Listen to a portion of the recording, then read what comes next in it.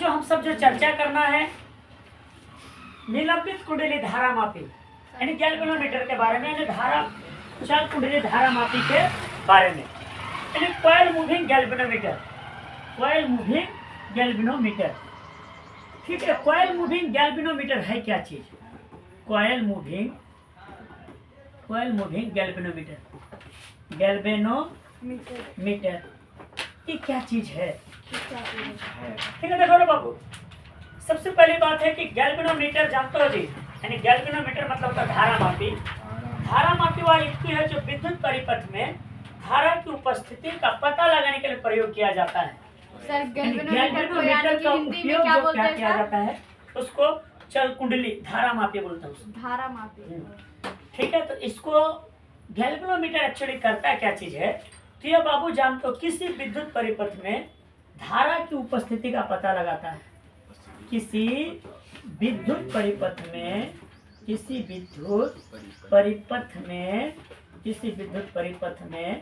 धारा की उपस्थिति का पता लगाता है। सुना? एक्चुअली करता क्या चीज है बाबू? कोयल गैल्वेनोमीटर करता क्या है? कोई भी गैल्वेनोमीटर हो वो ये पता करता है भाई कि आखिर किसी भी विद्युत परिपथ में करंट है कि नहीं है। ये मेन काम इसका यही है।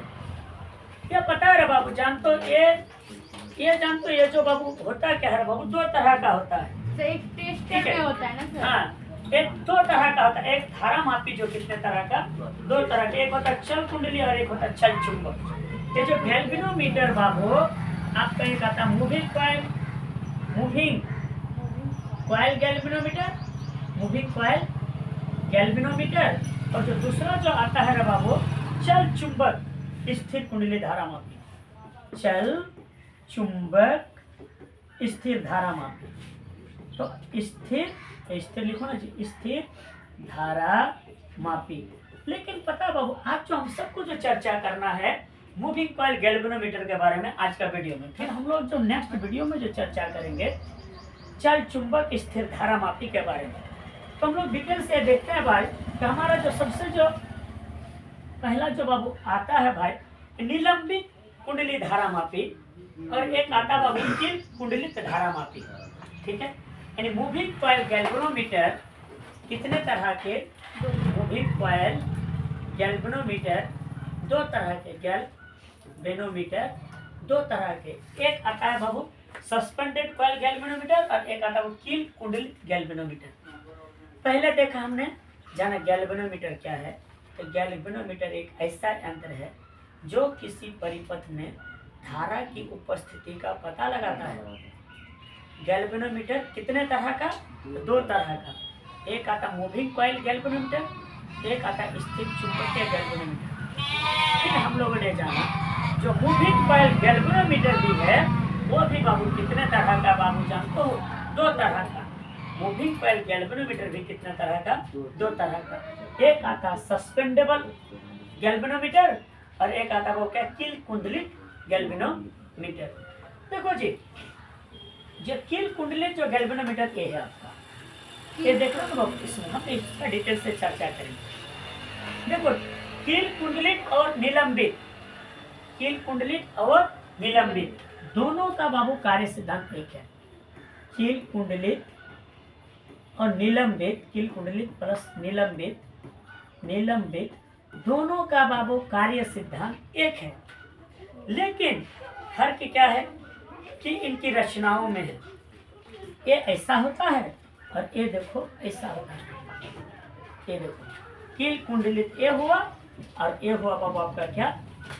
ये हुआ आपका लेकिन मूविंग यानी निलंबित। सिर्फ इसकी रचना में फर्क है। हाँ, सिर्फ इसकी रचना में फर्क है। अरे धोती ने कहा पैजामा से वाला डायलॉग याद है ना भाई? कि हम दोनों बने एक ही धागे से।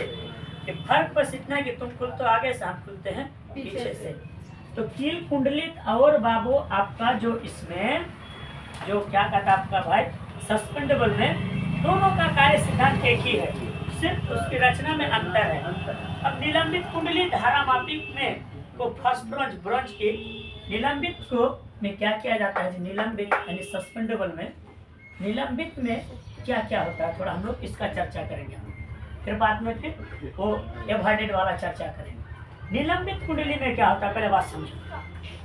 सुना, इसमें बाबू क्या किया जाता है जी? इसमें निलंबित धारा मापी को फास्फोरस ब्रोंज की पतली पट्टी पर लटकाया जाता है। किस पर?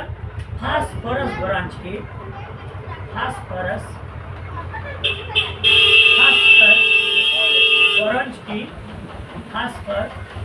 ब्रोंज की पतली पट्टी पर, पतली किस पर बाबू? पट्टी पर इसको लटकाया जाएगा। पतली पट्टी पर इसको लटकाया जाता है। फिर सुनो, फास्फोरस ब्रोंज की इसको पतली पत्ती पर इसको लटकाया जाता है। नंबर दूसरा बाबू, इसमें क्या करता है जी? लैंप और स्केल का समायोजन और इसका जो विक्षेप बाबू लैंप और स्केल की सहायता से क्या करते हैं? लैंप प्लस स्केल की सहायता से इसका विक्षेप को ज्ञात कर लेते हैं कि भाई हाँ भाई कितना वोल्टेज दिया नहीं दिया, कितना धारा इसमें कैसे जा रहा है। दूसरी बात कि कील कुंडली जानते हो बाबू, ये क्या करता है जी? जबकि कील कुंडली में दो कुंडली चूलों के बीच घूमता है। जबकि कील कुंडलित में क्या होता है? कील कुंडलित में दो चूलों के बीच घूमता है। कील कुंडलित में दो चूलों के बीच घूमता है। ठीक है। नंबर तीसरी बात, इसमें जानते हो इसमें धारा की सुग्राहिता ज्यादा होता है। धारा अधिक होता है। हाँ, सुग्राहिता ज्यादा होता है, जबकि इसमें कम होता है। सुना, अब देखो रे बाबू, जो है अगर आपसे पूछा जाए कि भाई कि कील कुंडली और निलंबित में फर्क क्या है, तो भैया कोई फर्क नहीं, केवल रचना का अंतर है। इसमें फास्फोरस ब्रोंज को पतली पट्टी पर लटकाया जाता है, जबकि इसको वो दो चूल्हों के बीच में इसको लगाया जाता है। ये देखो भाई, ये आपका दो चूल्हों के बीच है ना, ये देखो लटकाया जाता है। सब तार में ना, ये देखो इसमें किस तरह से वो प्रेशर पाइप के द्वारा इसकी कुंडली बड़ा ट्रांसफार्मर में यूज होता है, बड़ा जो बीजी सब। अब दूसरा देखो, ठीक है, इसमें क्या क्या होता है भाई? ये जो निलंबित कुंडली में क्या करता है भाई? इसमें जैसे विद्युत धारा का मापन करना तो इसमें एक टर्मिनल होता है, और इस टर्मिनल के द्वारा बाबू हम लोग फिर क्या करते हैं जी? आप इसको देख सकते हैं, इस टर्मिनल के द्वारा कील होता है, एक कील टाइप में टर्मिनल के द्वारा बाबू इससे क्या करता है जी? बिजली को क्या करता है? हम माप लेते हैं कील कुंडली के द्वारा। बिजली मापन यंत्र है, यानी इसमें बिजली धारा है कि नहीं, मापने का काम करता है। ठीक है, इसमें है कि नहीं है। तो अगर आपसे क्वेश्चन पूछा जाए भाई कि भाई गैल्वेनोमीटर करता क्या है, तो भाई गैल्वेनोमीटर करता क्या है? किसी परिपथ में धारा की उपस्थिति का पता लगाता है। गैल्वेनोमीटर कितने तरह का? दो तरह तो दो तरह का, एक मूविंग कॉइल और एक चुंबक वाला। मूविंग वाला भी कितने तरह का? दो तरह का। एक आता है वो निलंबित कुंडली धारा मापी, और एक आता है क्या? एक जो आता है आपका जो एक आता है वो क्या? कील कुंडली धारा मापी।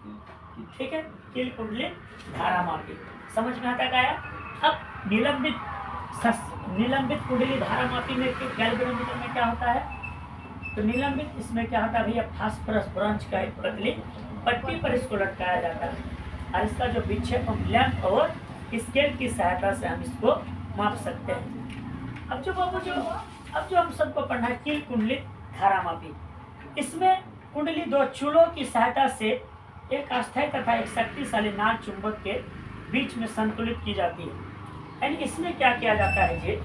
जो कील कुंडलित में क्या किया जाता है भाई? इसमें जो कि एक अस्थायी तथा शक्तिशाली, अस्थायी भी होता है प्लस शक्तिशाली भी होता है।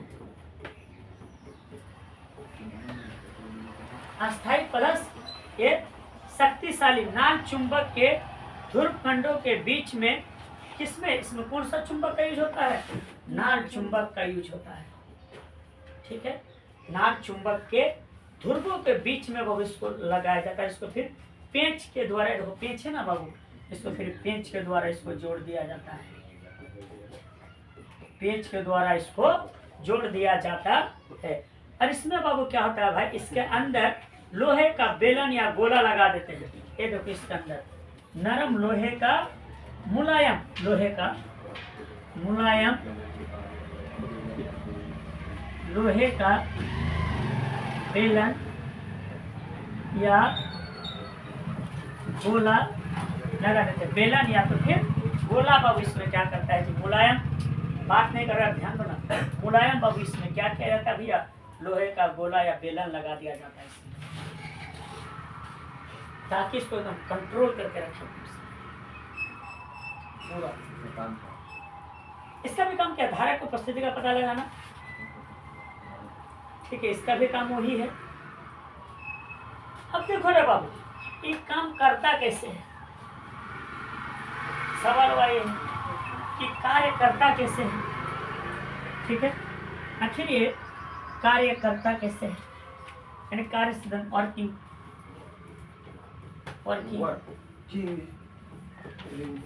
Working principle. तो इसका जो कार्य सिद्धांत इस पर आधारित है, इसमें चुंबक के क्षेत्र में स्थित धारावाहिक कुंडली पर एक बल आघूर्ण कार्य करता है। इसका जो कार्य सिद्धांत क्या है सुन लो। इसका कार्य सिद्धांत ये है कि एक चुंबकीय क्षेत्र में स्थित, एक चुंबकीय क्षेत्र में, एक चुंबकीय क्षेत्र में स्थित, एक चुंबकीय क्षेत्र में स्थित धारावाहिक कुंडली पर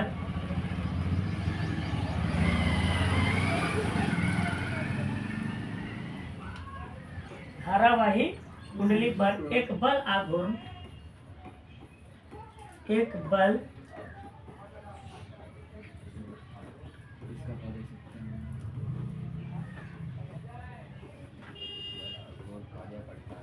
बल आघूर्ण कार्य करता है, जिसका परिमाण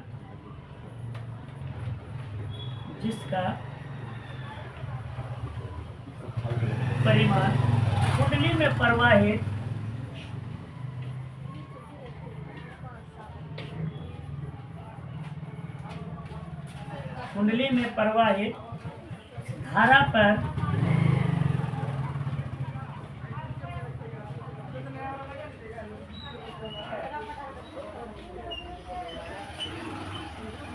पर कुंडली में प्रवाहित धारा पर क्या करता है, निर्भर करता है।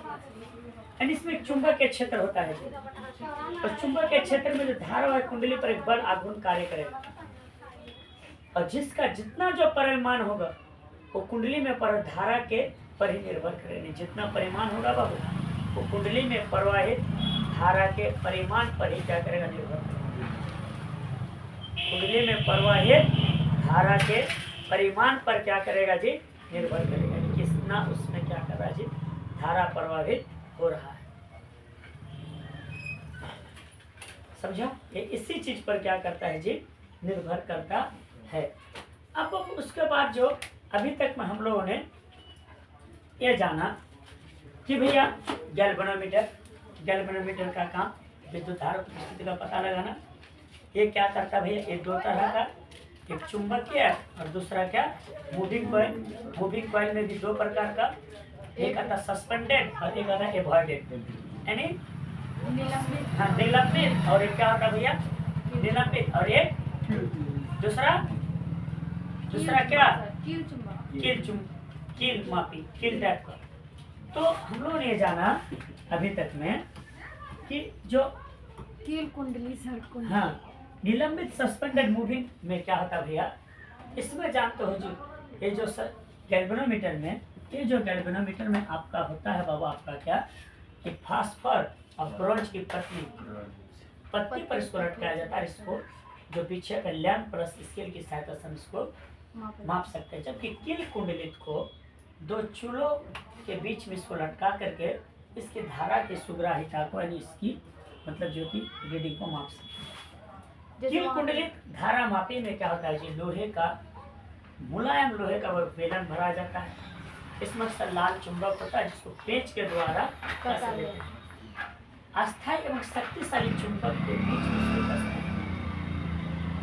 दूसरी बात है इसका जो हम लोगों ने कार्य सिद्धांत जाना, इसमें जो इसका कार्य सिद्धांत इस पर आधारित है।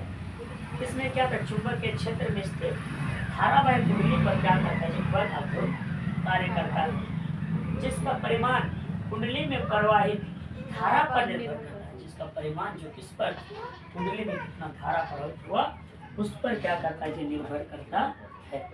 हम लोग जो बाबू, आई होप कि आपको गैल्वेनोमीटर का दोनों प्रकार, मूविंग कॉइल गैल्वेनोमीटर आपको समझ में आ गया होगा।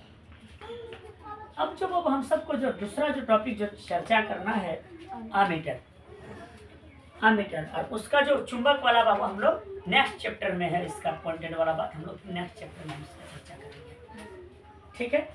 कहता है आमीटर। अच्छा, आमीटर आप लोग देखे होंगे, ये है आमीटर, कई रूपों में है। देखो यहाँ पर है, देखो यहाँ पर है, यहाँ पर है, यहाँ पर है। आमीटर क्या चीज है?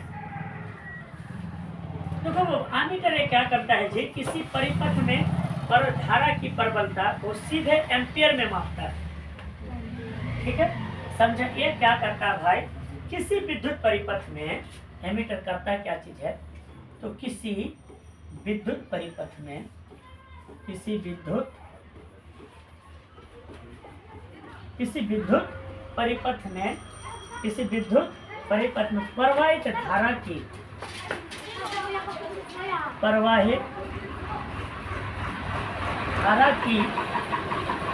प्रबलता को सीधे एम्पियर में मापता है कि कितने एम्पियर कैसे निकले,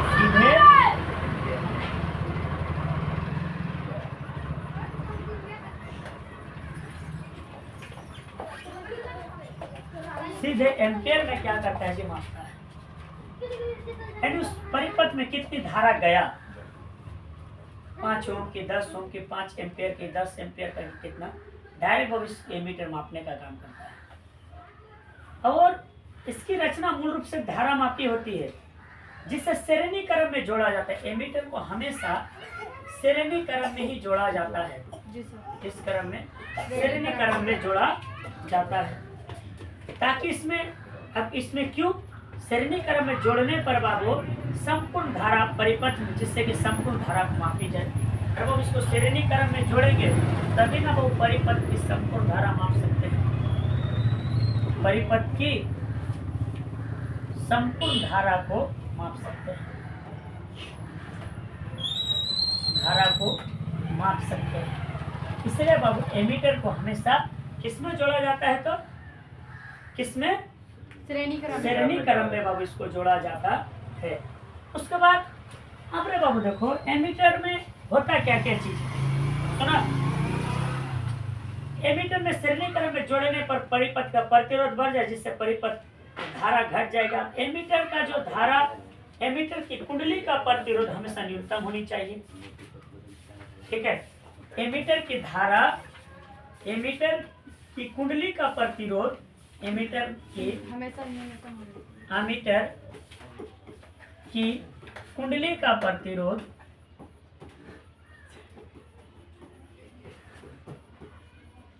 एमीटर की कुंडली का प्रतिरोध, एमीटर की कुंडली का प्रतिरोध हमेशा न्यूनतम होनी चाहिए। यानी कुंडली का प्रतिरोध न्यूनतम होनी चाहिए, हमेशा नहीं, न्यूनतम होनी चाहिए। कुंडली का प्रतिरोध न्यूनतम होनी चाहिए। अब न्यूनतम होनी चाहिए क्यों? क्योंकि बाबू कुंडली का प्रतिरोध को कम करने के लिए कुंडली का समांतर एक छोटा संट भी डाल देता है। अब इसको प्रतिरोध को कम करने के लिए क्या करता है, जो छोटा सा संट डाल देता है, ताकि उसका प्रतिरोध क्या रहे, कम रहे, ठीक है। और संट प्रतिरोध एस के समांतर करने में क्या किया जाता है, जोड़ा जाता है। अब इसमें तो भाई हम लोग तो घर में भी इसको बना सकते हैं। किसमें देखो भाई, इसमें विद्युत रोधी तांबे के तार होते हैं। अब इसमें एमीटर में होता क्या क्या चीज है, एमीटर में क्या क्या चीज होता है, विद्युत रोधी तांबे, एमीटर में क्या क्या होता है। तो सबसे पहले बाबू देखो एमीटर में होता क्या क्या चीज है। एक शक्तिशाली नाल चुंबक होती है, पहला कंडीशन क्या इसमें नाल चुंबक होगा। नंबर दूसरा कंडीशन क्या होगा, इसमें क्या होगा भैया, एल्युमिनियम के बने चौखट हो गए, इसमें एल्युमिनियम के बने चौखट होंगे और इस चौखट पर ही क्या करेंगे भाई, इस चौखट पर ही क्या करेंगे, पतले विद्युत रोधी तांबे के अनेक तार लपेटे जाएंगे। इसी चौखट पर पतले विद्युत रोधी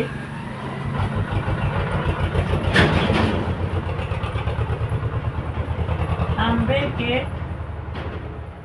तार लपेटे जाएंगे, यानी लपेटा हुआ रहता है, लपेटा रहता है।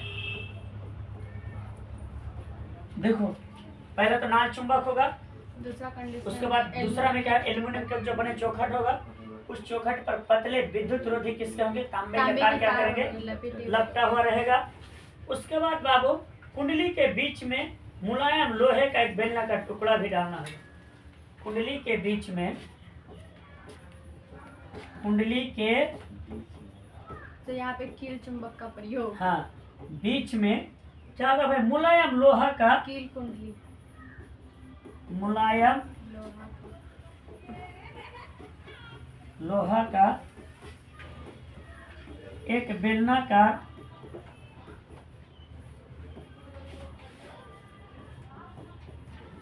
टुकड़ा भी होगा। ये सारा चीज बाबू क्या करता है जी, आपका बाबू जानते, उसके बाद स्प्रिंग रहेगा, क्रोड रहेगा, सॉरी उसके बाद स्प्रिंग रहता है, स्प्रिंग रहेगा, इसमें स्प्रिंग भी रहता है। तो इस तरह करके बाबू हम लोग एमीटर को रेडी कर सकते हैं, देखते हैं, ठीक है।